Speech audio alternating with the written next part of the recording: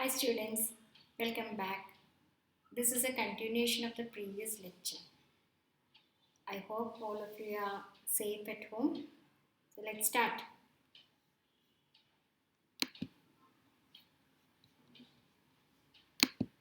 So in the last class, we saw Buttoo's resolution to learn by himself. When Dronacharya is not ready to teach him, he understands that he has to learn by himself. He cannot waste the talent that has been given to him. So he thinks that he can be in the companionship of nature. Nature will teach him. So he thinks that beast, fish, bird with wings, rock, stream, all of them can be his teachers. So this is where we stopped in the last class. Now we are going to start the next stanza.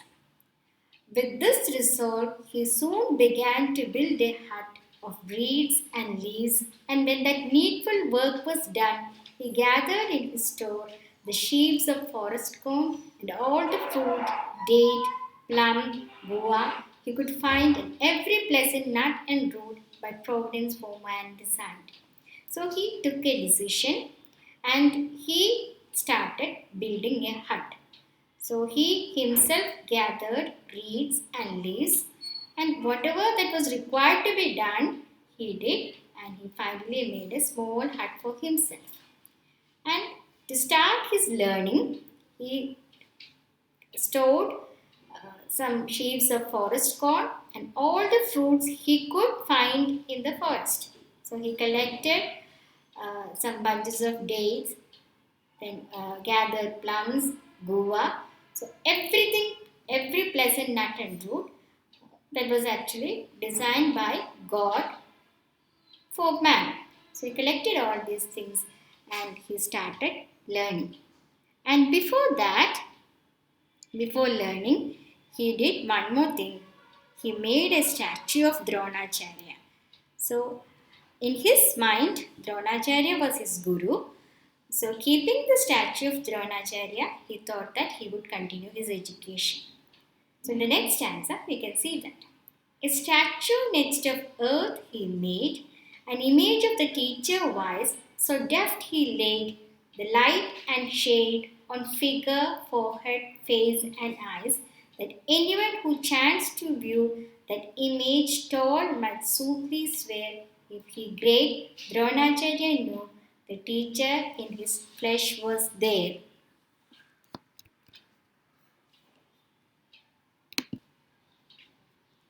So he made a statue of earth, and so that keeping that image in front of him, he started learning.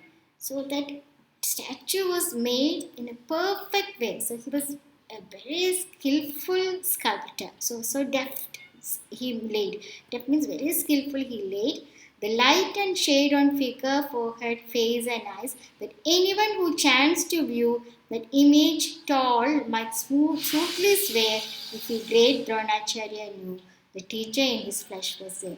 So anybody who happened to see that statue would think that it was Dronacharya himself. So in such skillful way he made the statue. So it was such an excellent piece of art. So he, after keeping the statue, he started learning. So he was a very good sculptor also. So that we can understand from this stanza. Then at the statue's feet, he placed a bow and arrows tipped with steel, with wild flower garlands interlaced, and hailed the figure in his seal. As master and his head he bowed, a pupil reverent from that hour of one who late had disallowed. So what he did was that he kept a bow and arrow. He himself made an arrow. So at the end of the arrow, the tip of the arrow was again, with some metallic coating. So it could be some iron coating. Steel was not there at that time. Steel was actually invented much later. So it could be an alloy of iron or some other metal. So that was actually tipped. So the steel is again an example of anachronism, that is keeping an object in the wrong time, because this story happened long back, okay, much before the invention of steel. So that's why steel here, placing the object steel here is an example of anachronism. Keeping an object at the wrong time, wrong place at the wrong time. Because in this period, during the period of Dronacharya and Buttoo, steel was not invented. Anyway, let's come back to the lesson. So here, arrows tipped with some kind of a metallic coating. Okay, here it is mentioned steel. So arrows tipped with steel. So that those arrows were placed in front of Dronacharya, and he actually put a garland with wild flowers. He made a knitted all these wild flowers and made a garland, and he put the garland on the statue as if he is again honoring his guru or worshipping his guru, and hailed the figure in his zeal. So he praised the figure with enthusiasm as master. So he, in his mind, he accepted Dronacharya as his master, though Dronacharya did not accept Ekalavya as his pupil. And he bowed his head. So he was a very reverent pupil and was a very respectful student. From that hour, means when, even though Dronacharya did not allow him to learn, he did not have any ill will for his teacher.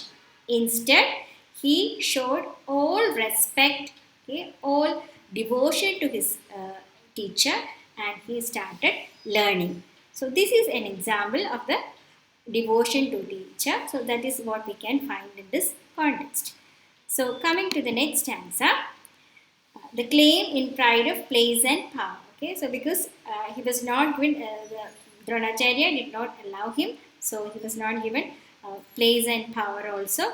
So in place of power and pride, okay, he actually, because he doesn't have power or praise or anything to become the pupil of Dronacharya, but still he respected Dronacharya, and with much devotion he started learning archery. By strained sense, by constant prayer, by steadfastness of heart and will, by courage to confront and dare all obstacles, he conquered still. A conscience clear, a ready hand joined to a meek humility. Success must everywhere command. How could he fail who had all three? So he started controlling his senses. So he started putting control over all the sensory organs. Constantly he started meditating, and he was very steadfast in his will. So that means his will did not change at all. He was very firm in his decision, and by courage to confront and dare. So he had a courage to face, and he with all willpower and his courage, he conquered all obstacles, and he had a clear conscience also, a ready hand. So he was ready to do whatever that was supposed to be done at the time of learning. And all these things joined together with a meek humility. Okay, he was submissive, he was humble. So when all these qualities have joined, or they have mingled in this personality of Buttoo, definitely success will follow. So success must everywhere command. How could he fail who had all three? So here it is mentioned the last three qualities. The poetess is again highlighting. He had a clear conscience, he had a ready hand, okay, and a meek humility. When all these three qualities are joined together, okay, definitely success will follow. So it is not possible for anybody to fail. That's what the poetess says. And now, by test assured, he knows his own God-gifted wondrous mind. Nothing to any man he owes. Unaided, he has won the fight, equal to gods themselves, above Vishnu and Drona. For his worth, his name, he feels shall be with love, reckoned with great names of the earth. So, he started learning, and he started testing the skill he has already achieved also. So he knows that it's again gift given by God. So he does not owe to anybody because he has started learning it on his own, okay, unaided, without any aid. He has won the fight, and he is now equal to the power of gods themselves by his own skill. So even above the gods Vishnu and Drona, but even then, uh, his name he feels shall be with love. So he understands that, okay, his name will be counted with the great names of the earth. Okay, so he is a worthy personality. Okay, he has all the merits to be commended. So with that, achievement, he proceeds. Yet lacks he not in reverence to Dronacharya. So one very beautiful thing about Buttoo is that even though he has learned all the skill required for an archer, has mastered the science of archery, even though he stands along with gods Vishnu and Drona, he doesn't lack any respect for Dronacharya, who declined to teach him. Nay, with even offense that well might wound a noble mind. Okay, it's not just that he actually even offended him. Okay, so that would again, wound any noble person. Okay, that means he drove him away. So even in that case also, for in his heart, meek, placable, and ever kind resentment had not any part, and malice never was enshrined. So in his heart, he was very meek, very submissive, placable. He was peaceable only, and was always kind. But there was not a place for resentment. There was no ill will in his mind. There was no hatred in his mind. Okay? There was no anger in his mind. So his heart did not have place for any of these negative emotions. So with this goodwill, okay, with this extreme devotion to his guru or to his teacher, he kept on learning. One evening, on his work intent alone, he practiced archery. When lo, the bow proved false and sent the arrow from its mark awry. Again he tried and failed again. Why was it? Hark! A wild dog's bark, an evil omen. It was plain some evil on his path hung dark. So one evening he was practicing as usual. Okay. So at that time, look, something was wrong. So the bow proved false. So he was not able to get the aim. Okay. He set a goal, but somewhere this arrow was not hitting the aim. So the arrow was again moving away from the mark. So it was moving, it was deviating from the mark. He was missing the aim. Again he tried and failed again. He tried, again he failed. Why was it? So what was the problem? Hark! So just the poetess is telling the readers, just listen. What is a wild dog's bark? Okay, you can hear a wild dog barking. It's an evil omen. It was clear that it was an evil omen. It was plain some evil on his path hung dark. It was clear that some evil was going to happen. Okay, some kind of an ill omen. Okay, it was some kind of an ill omen. So something wrong was going to happen. So that kind of a feel was generated here. Thus many times he tried and failed, and still that lean, persistent dog at distance, like some spirit veiled, safe in the cover of a fog. So he tried actually many times to calm up the dog. Okay, even then the dog was not keeping quiet. Okay, he gave some signals to dog to keep quiet. He tried to chase it away. Okay, he tried to shoo it away, but this dog was persistent only. Even when it was actually at a distance only, it was just like some kind of a spirit. Okay, which was mourning. Okay? It could not be seen very clearly because there was actually a dense cover of fog. Okay, it was there in the middle of a fog. So this dog was barking again, again, again. Even though he tried to stop the dog barking, he could not do it. It did not stop barking. His nerves unstrung with many a shout, he strove to frighten it away. It would not go, but roamed about, howling as wolves howl for the prey. So his nerve was again, it was getting disturbed. So he tried to frighten the dog away, but it would not go. Instead, the dog just roamed about. Okay, it was just moving about. So it was just howling like the wolves howl for the prey. And so it was distracting. What was the problem with the dog barking? This dog was actually distracting and it was not allowing Buttoo to practice archery. Worried and almost in a rage, one magic shaft at last he sent, a sample of his science sage, to quiet but the noises meant. Unerring to its goal it flew.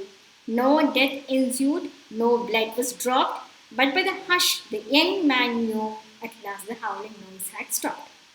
So he was worried, okay, and he was actually in a kind of rage only.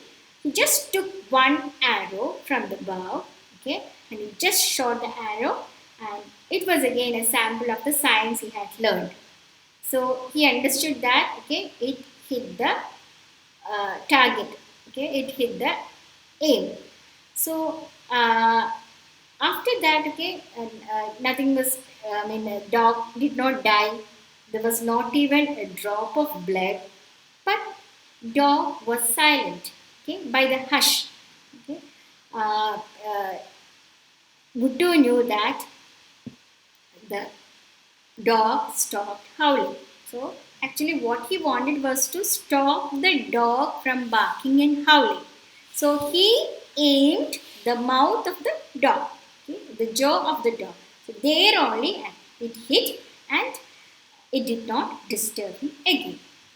It happened on this very day that the Pandava princess came with all the Kuru princes came to beat the woods and hunt the game, parted from others in the chase. Arjuna, brave, the wild dog found, stuck still the shaft, but not a trace of hurt. Thou, tongue and lip were bound. So it was on that day, Pandava princess and Kuru princess or Kauravas, okay, all of them came to woods. It was just like a trip for them, okay, a picnic for them. So they just came and they were just playing. They had their games. So some of them were chasing the others. Okay, they were just merrymaking. They were enjoying. At this time, Arjuna, the brave Arjuna, he happened to see this wild dog. Okay? So on his mouth, on this dog's mouth, you could see an arrow. Okay? This arrow was just keeping the mouth of the dog tight. Okay? It was just like a tight lipped. So tongue and lip were bound. Okay, that he could understand, but there was not a trace of hurt. There was not a drop of blood. Okay, nothing could be seen. So he was really surprised to see somebody with such mastery in this art of archery or in the science of archery. Wonder of wonders, didst not thou, O Dronacharya, promise me thy crowning time should deck my brow and I be first in archery? Lo, here some other thou hast taught a magic spell to all unknown, who has in secret from thee bore the knowledge in this arrow shown. So he was really surprised to see such skill, and he just comes and asks Dronacharya, because Dronacharya had given him a promise that he would be the first in archery. Arjuna would be the first in archery. Arjuna was the favorite student of Dronacharya, and he wanted only Arjuna to be the topper, to be the first one in archery. He would not allow anybody else to excel Arjuna. So he is really surprised and he asks, okay, Dronacharya, you've given me the promise. Just look at this dog. So some other you have taught somebody else, maybe by some kind of a magic spell. It's not known to anybody. And see, and this expertise, the skill that is on its mouth, that itself shows that okay, you have taught somebody. And so this actually, Arjuna is really angry with this because Arjuna started thinking that okay, Dronacharya had helped somebody and he had not even kept the promise to Arjuna. So indignant does Arjuna speak. Indignant in the sense angry. So that day Arjuna spoke to his great master when they met. My word, my honor is at stake. Judge not, Arjuna, judge not yet. Come, let us see the dog. And straight they followed up the creature's trace. They found it in the self same state, dumb yet unhurt near Buttoo's place. So Arjuna is very angry, and even with Dronacharya also.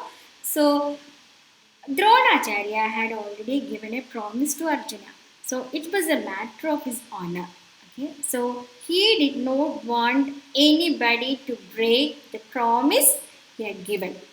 He would not allow that to happen because when he's not able to keep his promise, it means that he cannot be trusted. His honor is at risk only. So that's why he says, my word, my honor is at stake, is at risk. Judge not, Arjuna, judge not. Arjuna, you don't judge it now. Come, let us see the dog. So he tells Arjuna to follow the dog. And straight they followed up the creature's trace. So where they followed the creature, okay, and they found it in the self same state. So what they did was that they followed and they found the dog in the same place near Buttoo. So Buttoo was again, he was practicing archery. So when they followed dog, they could go, they could get to Buttoo. And what was seen, what were the things saying there? A hut, a statue, and a youth in the dim forest. What mean this? They gazed in wonder, for in sooth the thing seemed full of mysteries. So they saw a hut, a statue, and a youth and a young boy in the dim forest. So what is the meaning of all these things? They just looked at each other in wonder. So, for in sooth, that means truly, the thing seemed full of mysteries. It seemed that there are many mysteries there. So there are many mysteries. So now who art thou that darest to raise my image in the wilderness? Is it for worship and for praise? What is thy object? Speak, confess. So Dronacharya is surprised to see his own image, his own statue. So he asks Buttoo, who are you? Who are you? And who are you to actually create my image in this forest? And what is your aim? What is your purpose? Is it to worship or is it to praise him? So what is your intention? And he is asking Buttoo to speak it, confess it. O Master, unto thee I came to learn thy science. So this is the reply of Buttoo. So Buttoo just says that he just tries to remind him that he has come to Dronacharya to learn from him. Name or pelf I had not, so was driven with shame. I don't have money, I don't have name, I don't have fame. So that is what he's telling. Buttoo does not have money or fame.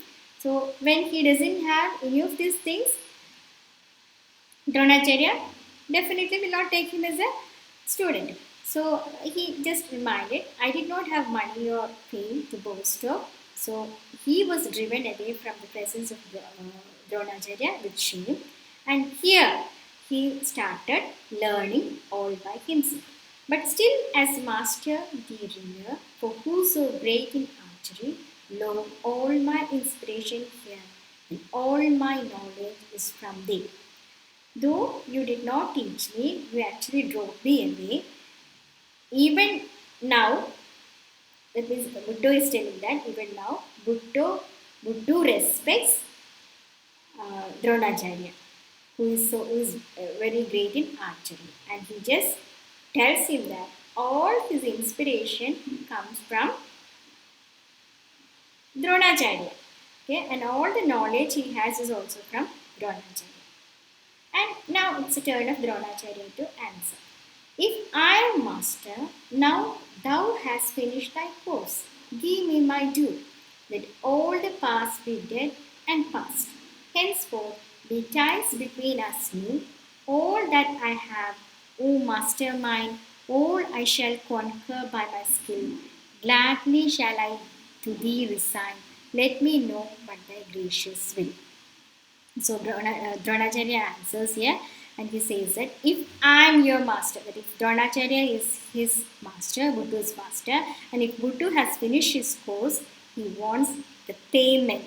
That means he wants a fee. Whatever that is over is over. Okay, he doesn't want to be reminded of that. So let them renew the ties between Dronacharya and Buttoo. So immediately he says that Buttoo says all that he has, whatever Buttoo has is again must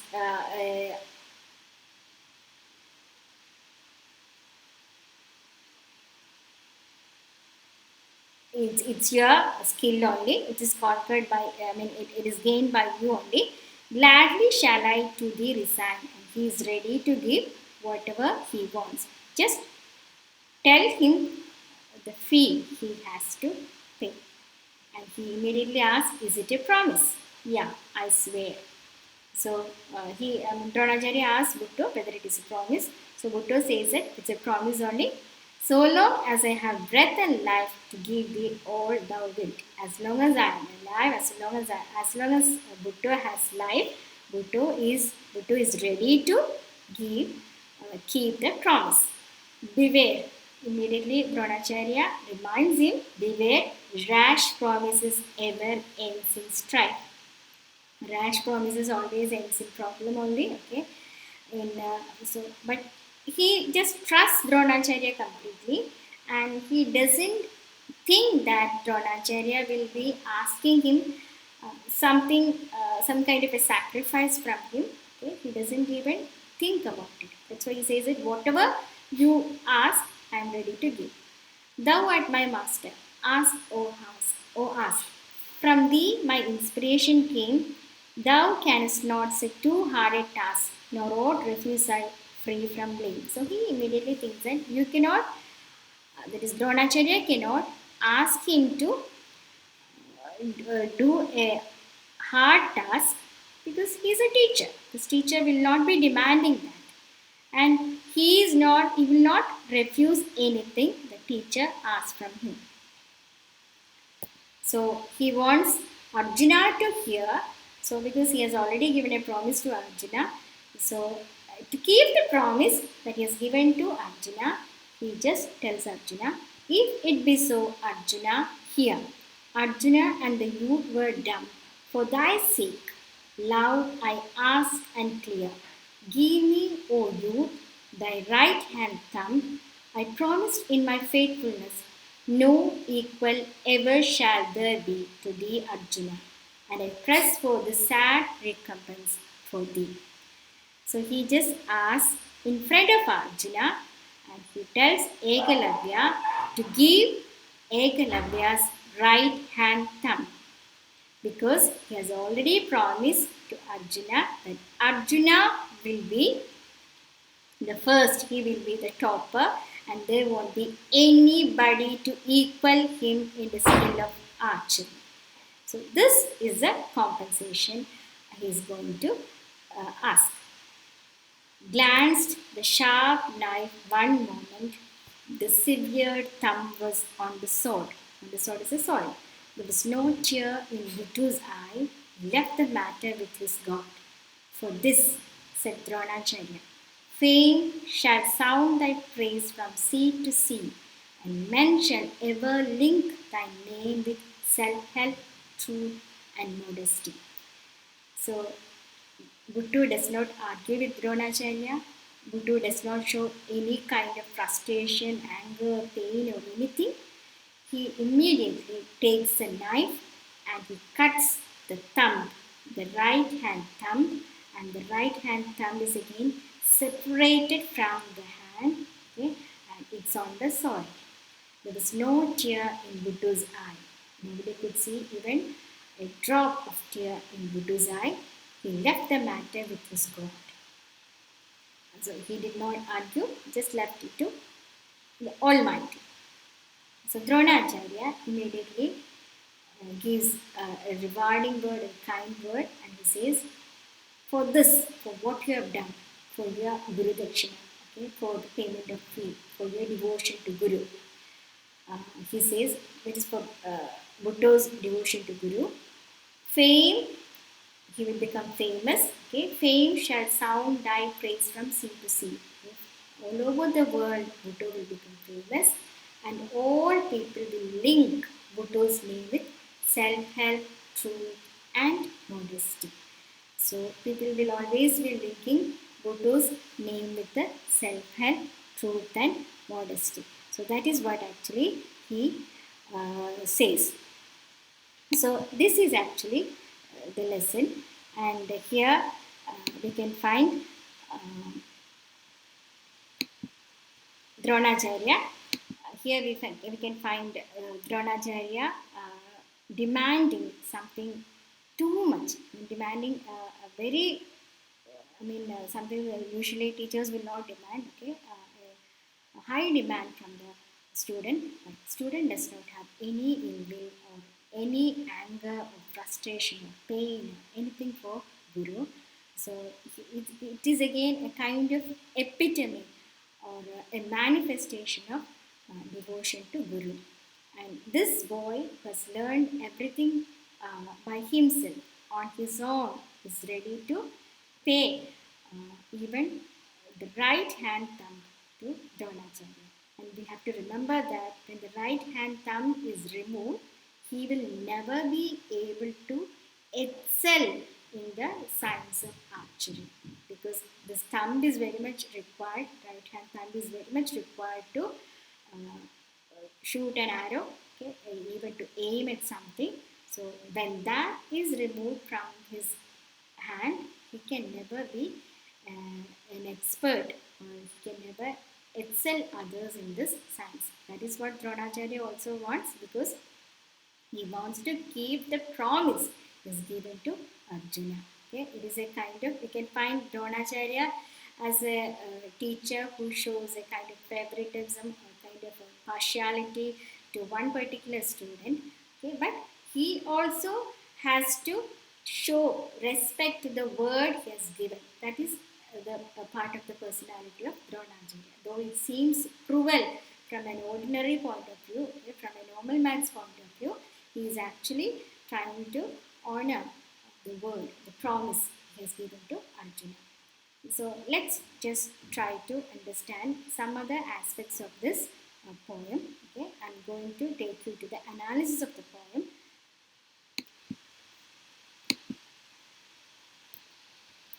Okay, so let's see Buttoo as a narrative poem.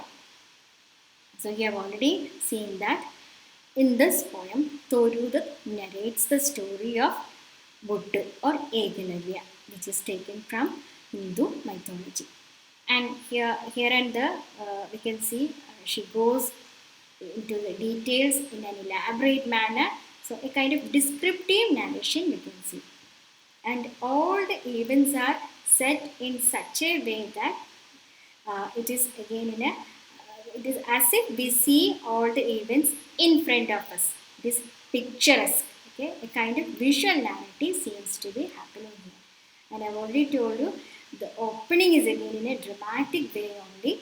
All of a sudden, the readers are introduced to Ekalavya and Dronacharya, and after that only she starts speaking about the time, okay, and the context. So that is how actually she has been presenting the story.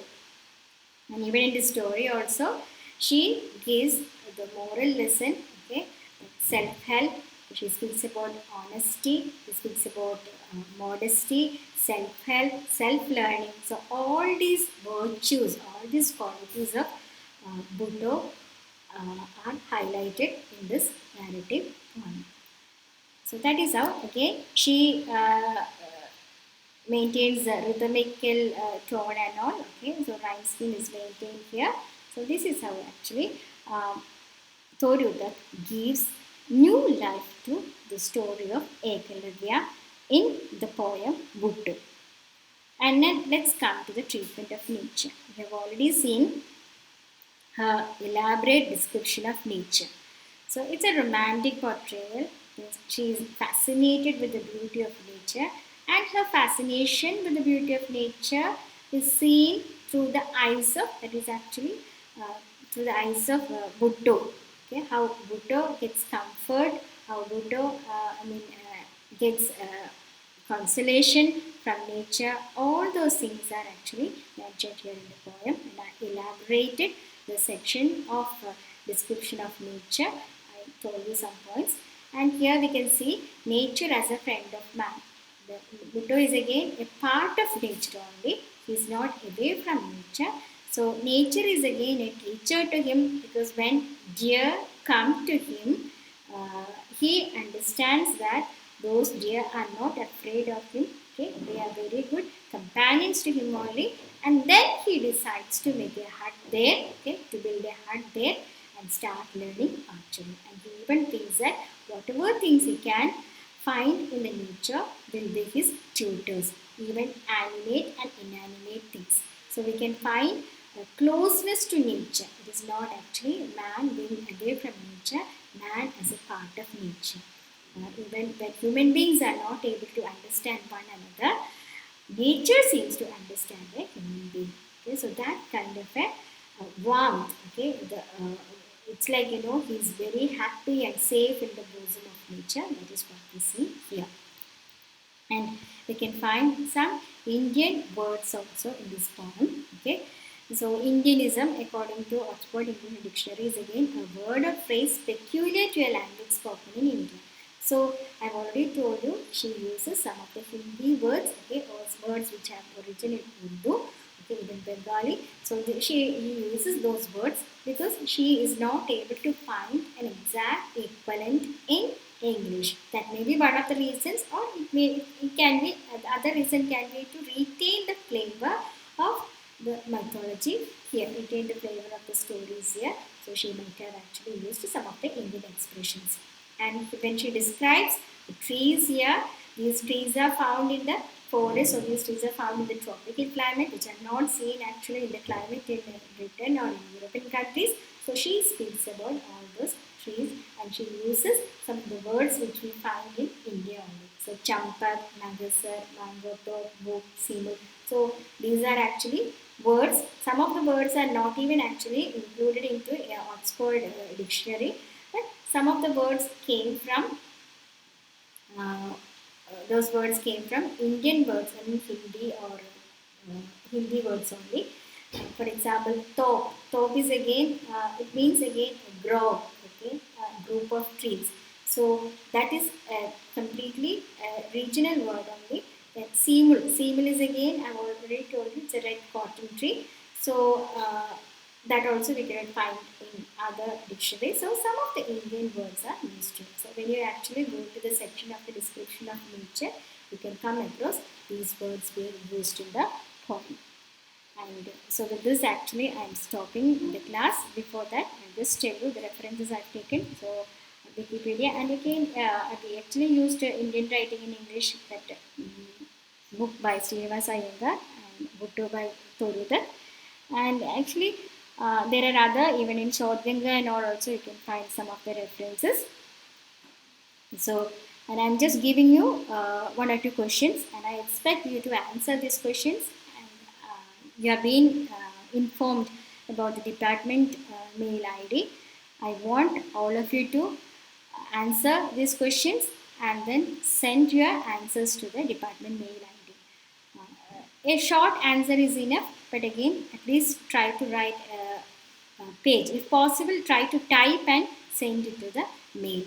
So these are two questions which I want you to answer. Don't delay in answering because I may be considering all these things for evaluation. Definitely not maybe, I'll be considering. So if you want to get marks, I tell you to answer these questions. explain the treatment of nature in Buttoo, elaborate the theme of self-learning in Buttoo. Okay, so these are the things actually I have given you, and I request all of you to start studying, to be serious about your studies, and thank you all. So stay safe at home, take all necessary precautions, keep on studying, improve your language skills. So with that, bye for now.